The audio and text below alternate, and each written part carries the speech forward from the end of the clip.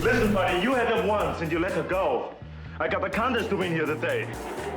Shot it in Birmingham, Alabama, and it was really the first movie that was kind of like a movie.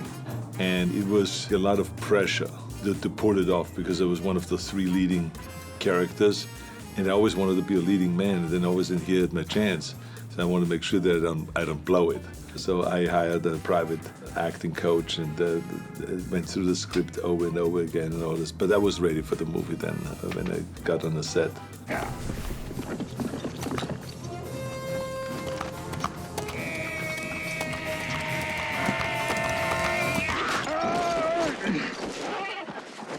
In those days, there were no stuntmen around that looked like me. I had to do all this stuff myself. The fight scene I had to do myself, the horseback riding scenes, every single scene I had to do.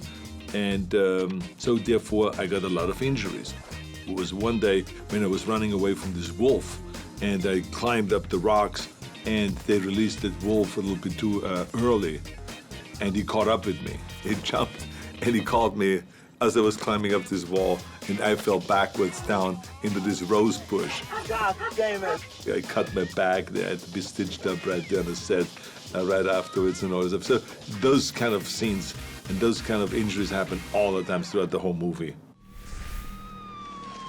In this city, under cover of darkness, someone is stalking Sarah Connor.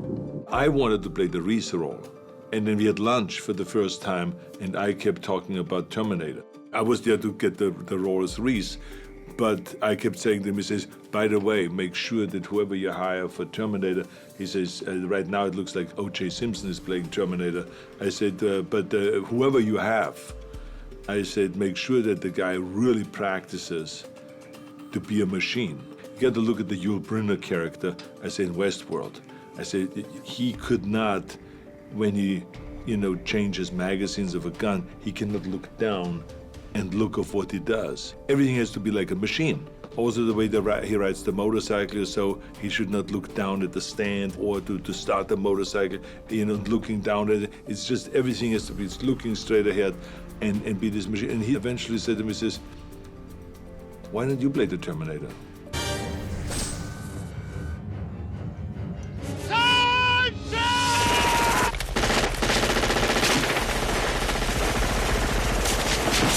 Imagine when you have a bunch of guys working together, there's always some tricks that are being pulled.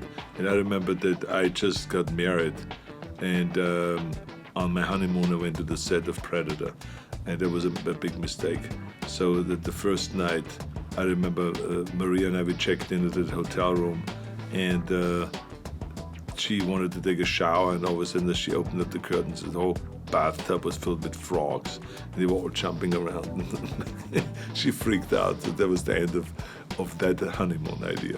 I don't know any Klein brothers. I'm your brother, Julius. Huh? Danny is a fantastic person. He was very supportive. He's a great chef. So when you have lunch, you go many times to his trailer, and he cooks pasta and meatballs and all this kind of stuff. And he also had great stogies, so we smoked some really good cigars. When we talked about the script, Ivan Reitman and me, it was written that the character is kind of totally the opposite of me. But it wasn't written that he's physically opposite. So I then said, we should get Danny DeVito because he's physically also so opposite, the way I look. I'm so happy that I came up with the idea of Danny.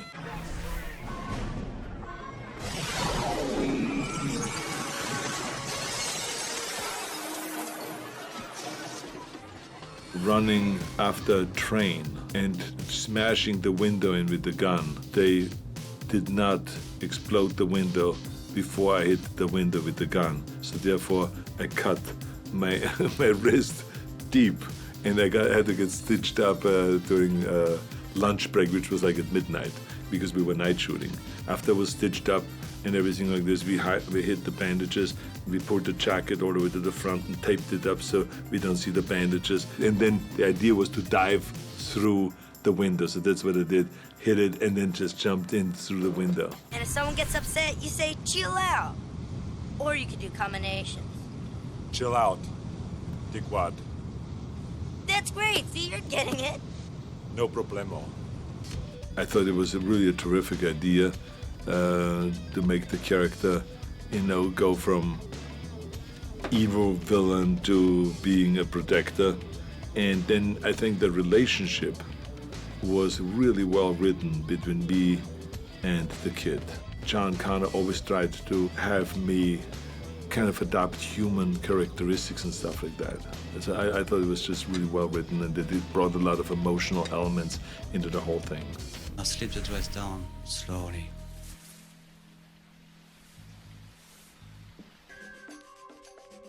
It was a fun scene to watch and to do. I mean, it was great to see her dance in front of me and to do all her little things. I mean, she's a gorgeous-looking woman. She did a great job the way she danced and the way she kind of acted clumsy and falling over herself and all that stuff. And then that's finally led into a big battle scene between her and me. So it was a great scene to shoot.